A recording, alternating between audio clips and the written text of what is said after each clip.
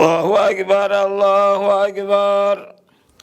الله أكبر الله أكبر. مسجد القدر ومسجد ككلية إيكويا لديغان كان أبايدحان إدولاد كمقدشو ومسجد قديمي أو دسم أهان كهوريي ديغان كان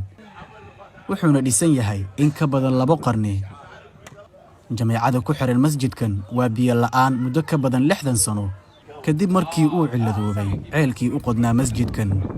تاسنا واي أو بالآن مشان وهاي سياركي أنا كل سنة أمان جوجا بالآن تمشان وهاي سولاركي بيدا سال واي بد حتى بيوك سوق خانا وكان أكو وسقطا ساسا أبو بيركي سي أي جماعة كحر المسجد كان أهلان بي أي كوي سقاتان قديجة عبدي أو هويتو دواتن جرأة أو أن هذا الككرين waxa ay maalin walba dhowr jiirgaan oo biyaha ku keentaa dusheeda waxayna ka soo aroortaa ceelka biyaha siiya deegaankan oo qiyaastan 1 kiiloomitir u jira dhismaha masjidkan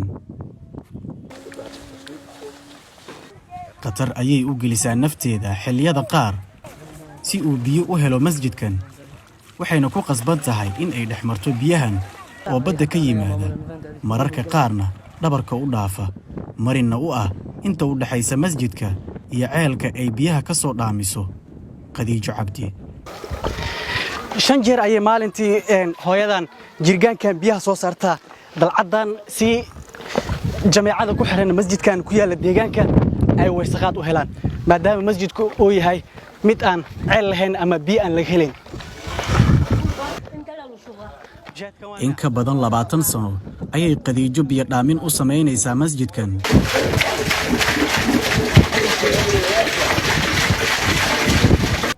waxaana la sheegay in hawshan ay bilowday kadib markii ay geeriyootay hooyadeed oo ay jamaacada masjidkan sheegeen in sidan oo kale ay biyaha u keenay jirtay masjidkan koor hooyadeeda waday dhaxaltooyo macna iyada u heshay 20 sano wada hadda ceelka masjidka hadda iyada u dhaxaysay iyada soo qaada biya iyada keento lagu dukadaa Khadiijo waxaa ka go'an in ay biyo dhaaminta ay u sameynayso masjidkan ay sii wado ilaa uu masjidkan uu ka helo biyo ku filan maadaama ay hawshan ka dhaxashay hooyadeed oo biyaha keeni jirtay masjidkan Maxamed Ibrahim Bulbul Universal TV Abaydhaxan duleedka Muqdisho